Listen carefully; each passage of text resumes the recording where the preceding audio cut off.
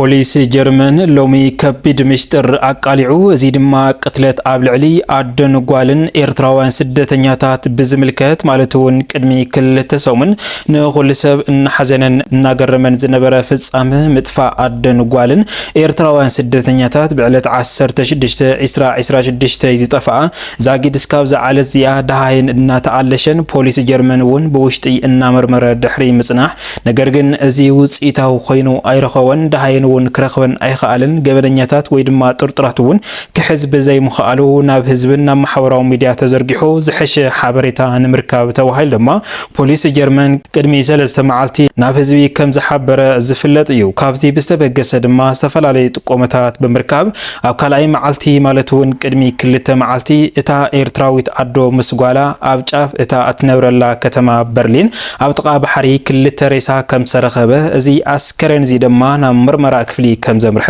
ድሕሪ እዚ ድማ ኣደን ጓልን ኤርትራውያን ስደተኛታት ኮይነን ዝተረኸባ ነገር ግን ቀታሊአን መንን ተወሳኺ ምርመራ ተባሂሉ እቲ ኣስከሬን እስካብ ዝዓለ እዚኣ ካብ ምርመራ ክፍሊ ኣይወፀን። ነገር ግን ድማ ሎሚ ዕለት ፖሊስ ጀርመን ንስድራ መዋቲት እውን ዘመሓላለፎ መልእኽቲ ኣሎ። ከምኡ እውን እዛ ሰብ እዚኣ ብምንታይ ተቐቲላ ውፅኢት ዳግም ኣስከሬን ምርመራ እንታይ ይመስል ንዝብል ዝርዝሮ እናዋኹም ክነብል ንኸውን። ከምኡ እውን ቅድሚ ሓደ መዓልቲ እውን ብጥርጣሬ ቅትለት እዘን ኣደን ጓልን ዝተተሓዙ ክልተ ኤርትራውያንን ሓደ ናይ ጀርመን ዜግነት ዘለዎምን ናብ ኢድ ቁፅር ፖሊስ ጀርመን ውዒሎም ነይሮም። ናይ ዚኣቶም እንታይ ይመስል ሓቃውነቱ ክንደያናይ ዝኣክል ንዝብል ብሰፊሑ ናዋኹም ክነብል ንኸውን ማለት እዩ።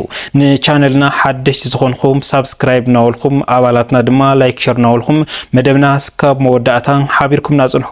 እምበርከስ ኣብ ጀርመን ዝተፈጸመ መስካሕክሒ ዝኾነ ፍጻመ ዛጊድ እስካብ ዝዓለ እዚኣ ንኹሉ ሰብ እናሐዘነን ብፍላይ ድማ ነቲ ኣብ ጀርመን ዝርከብ ስደተኛ ኤርትራዊ ኣብ ዝለዓለ ፍርሒ ኣውዲቑ ዝርከብ ፍጻመ ደሃይ ምጥፋእ ኣደን ጓልን ኤርትራውያን ስደተኛታት ኣመልኪቱ ፖሊስ ጀርመን ንኣስታት ልዕሊ 2 ሰሙን በዓሉ ማለት እውን ብውሽጥን ብምሽጥርን እናኣለሸ ድሕሪ ምጽናሕ ናብ ህዝቢ ድሕሪ ምዝርግሓዩ እዚ ሓበሬታ እዚ ኩሉ ሰሚዑውን ኩሉ ሰብ ድማ ኣብዚ ሕዚ እዋን እናተጨነቐ ዘሎ ማለት እዩ።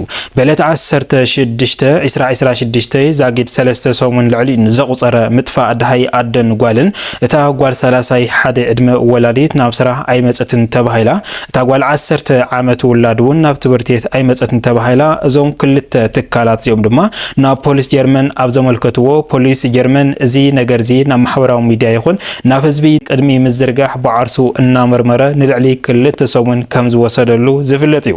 ዘን ሰባት እዚአን ደሃይ ዘን ኣደን ጓልን ክረክብ ብዘይምኽኣል ድማ እዚ ሓበሬታ እዚ ናብ ህዝቢ ዘርጊሕዎ ህዝቢ ድሕሪ ምብጻሕ ድማ ዝተፈላለዩ ሓበሬታን ዝተፈላለዩ ምስጢራትን እናተቃልዐ ከም ዝመፀ ዝፍለጥ እዩ። ምክንያቱ ኣብ ጀርመን ዝርከቡ ኤርትራውያን ስደተኛታት ቅድሚ ሕዚ ዝለዓለ ማህሰይትን መግረፍትን ከምኡ ድማ መጭወይቲ ብፍላይ ድማ ኣብ ልዕሊ ህፃውንቲ ቆልዑ እናጋጠመ ከም ዝመፀ ዝፍለጥ ኮይኑ ብፍላይ ድማ ኣብዚ 2 ሰሙን መንግስቲ ጀርመን በቲ ዘውፅኦ ሕጊ ማለት እውን ኤርትራውያን ስደተኛታት ይውፁ ዝብል መልእኽቲ ድሕሪ ምምሕላፍ ዝተፈላለዩ ስደተኛታት ኤርትራ ነበርቲ ኣብ ጀርመን ዝኾኑ ድማ ንብረቶምን ሃፍቶምን ገዲፎም ከምኡ ድማ በቶም ናይ ጀርመን ዜግነት ዘለዎምን እናተወረሩ ከም ዝጸንሑ ዝፍለጥ እዩ።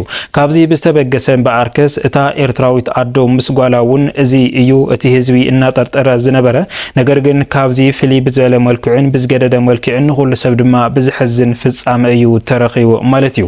ፖሊስ ጀርመን ቅድሚ 3 መዓልቲ 3 ዝተጠርጠሩ ሰባት ናብ ሕጊ ፖሊስ ጀርመን ከም ዘውዕለ እዞም ዝተጠርጠሩ ሰባት ድማ ምርመራ እናተኻየደሎም ከም ዝነበረ ነገር ግን ናይዚኦም መትሐዚ ምኽንያት ኣብቲ ከተማ በርሊን ዝተረኸበ 2 ኣስከሬን ነይሩ። ካብዚ ብዝተበገሰ ድማ እዞም 3 ሰባት እውን ኣብቲ ከባቢ እናተንቀሳቐሱ ድሕሪ ምርካብ እዩ ናይዞም ሰባት እዚኦም ናብ ፖሊስ ጀርመን ዝኣተው። ኣብቲ ጫፍ ከተማ ዝተረኸበ 2 ኣስከሬን ድሕሪ ምርመራ ድማ ዘን ደሃይን ዝጠፍኣ ኣደን ጓልን ኮይነን ተረኺበን ኩሉ ሰብ ድማ መሪር ሓዘን ተሰሚዕዎ ሓዘኑ እናገለጸ ከም ዝነበረ ዝፍለጥ እዩ። ነገር ግን ኣብዚ ጉዳይ መቕተሊአን ምኽንያት ንኹሉ ሰብ ሕቶ ኮይኑ ዝነበረ ከምኡ ድማ እቲ ማሕበረሰብ ዝነበረ ርእይቶ ማለት እውን እተን ኣደን ጓልን ናብ ዓዲ እንግሊዝ ንኸይድን ክኾና ዝብል ርእይቶ እውን ነይሩ። ንምንታይ ኣብኡ ተቐቲለን ብኸመይ ተቐቲለን ቀታሊአን ኸመን ንዝብል ንፖሊስ ጀርመን ብዙሕ ሕቶታት እናቐረበ እኳ እንተነበረ ፖሊስ ጀርመን ድማ ነዚ ሕቶ እዚ ብምቕባል ነቶም ጥርጥራት ኢሉ ዝሓዞም እናመርመሮም ድሕሪ ምጽናሕን ነቲ ዝረኸቦ ኣስከሬን ምርመራውን ዳግም ምርመራ ንኽግበረሉ ብዝኣዘዞ መሰረት ግን ሎሚ ሰለስተ ዓበይቲ ሓበሬታታት ሒዙ ይርከብ ማለት እዩ። እዞም ሰለስተ ዓበይቲ ሓበሬታታት ድማ ብዛዕባቶም ብጥርጣረ መልክዕ ዝተሓዙ ሰለስተ ሰባት መንነቶም ብዝምልከትን ከምኡ ድማ እተን ኣደን ጓልን ብዝሕዝን መልክዑ ሬሰአን ዝተረኸበ ምርመራን እንታይ ይመስል ብምንታይ ተቐቲለን ንዝብልን ከምኡ ድማ ንስድራ መዋቲት እውን ዘመሓላለፍዎ መልእኽቲ ኣሎ ማለት እዩ። እዞም ሰባት እዚኦም ማለት እውን ብጥቆማ እዮም ተታሒዞም ፈለማ እቲ ኣስከሬን እዩ ኣብ እታ ጫፍ ከተማ ጥቓ ባሕሪ ዝተረኸበ እዚ ኣስከሬን እዚ ድማ ማለት እውን ኣብቲ ከባቢ እናተንቀሳቐሱ ዝነበሩ ሰባት ናብ ሕጊ ይፀውዑ ተባሂሎም ናብ ሕጊ ከም ዝቐረቡ ነገር ግን እዞም ሰባት እዚኦም ክልተ ኤርትራውያን እንትኾኑ ብዝሕዝን መልክዑ ሓደ ጀርመናዊ እዩ። እቶም ክልተ ኤርትራውያን እስካብ ዝዓለት እዚኣ ዝሃብዎ ምስክርነት የለን። እቲ ጀርመናዊ ግን ካብ ገዝአን ብመኪና ገይሩ ላፍቲ ቦታ ከም ዘብፅሖ ዝኣዘዝዎ ድማ እቶም ክልተ ኤርትራውያን ምዃኑ እዩ ሓቢሩ ዘሎ።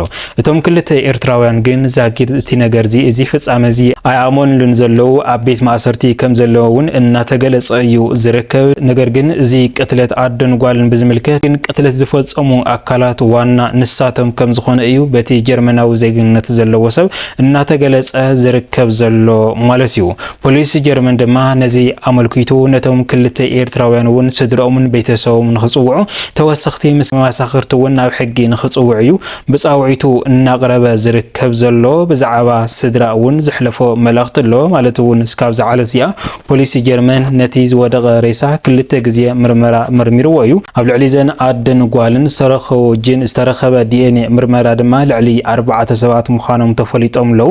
ካብቶም 4 ሰባት ድማ እቶም ሰለስተ ከም ዝኾኑ እዩ ተፈሊጡ ዘሎ። እቶም ሰለስቶም ክልተ ኤርትራውያን ኣይኣመኑን ዘለው ነገር ግን በቲ ውጽኢት ምርመራ ንሳቶም ከም ዝኾኑ እዩ ሓበሬታ እናወፀ ዘሎ። ፖሊስ ጀርመን ግን ኣብዚ ንስድራ ዘመሓላለፎ መልእኽቲ ኣሎ ማለት እውን ስድራ መዋቲት እስካብ ዝዓለት እዚኣ ንሕና ቤተሰባ ኢሎም ናብ ናይ ሕጊ ኣካላት ኣይቐረቡን ዘለው። ስለዚ ድማ ባዕርሶ ብበይኑ እዩ እዚ ነገር እዚ ትፍጽሞ ዝነበረ ካብ ሕዚ ዕለት ጀሚሩ ድማ ስድራ መዋቲት ናብ ሕጊ ቀሪዮም ሕጎም ንኽከታተሉ እውን መፀዋዕታ እናቕረበ እዩ ዝርከብ። እንድሕር ደኣ ናብ ሕጊ ቀሪዮም ክትትል ተዘይገይሮም እቶም ብጥርጣሬ ዝተሓዙ ሰባት እውን ክስደዱ ይኽእሉ እዮም ዝብል ሓበሬታ እዩ እናተሰምዐ ዝርከብ ዘሎ ማለት እዩ። ክቡራት ሰማዕትና ኣብዚ ግን ብጣዕሚ ብዝሕዝን መልክዑ ኣብ ልዕሊ ኤርትራውያን ዝበፅሕ ዘሎ ቅትለት እሞ ድማ ኤርትራዊ ንኤርትራውያን ቅድሚ ሕዚ እውን ሓንቲ ጓል 39 ዕድመ ብኤርትራዊ በዓል ገዛኣ ተቐቲላ ኣብ ሃይወይ ዝበሃል ጽርግያ ክልተ ኢዳ ተቆሪፃ ከም ዝተደብረት ድሕሪ ሰሙናት ድማ ኣስከሬና ከም ዝተረኸበ ዝፍለጥ እዩ። ሎም ድማ ኣዶ ምስ ጓላ ቀቲሎማ ኸይዶም ኣለው ማለት እዩ። ብጣዕሚ እዩ ዝሕዝን። ባርክስ ሎሚ ዝወናዮም ዝርዝር ሓበሬታና እዚኦም ይመስሉ ነይሮም። እስካብ መወዳእታ ሓቢርኩም ናፀናሕኩም ሰላምታይ ንዓኹም።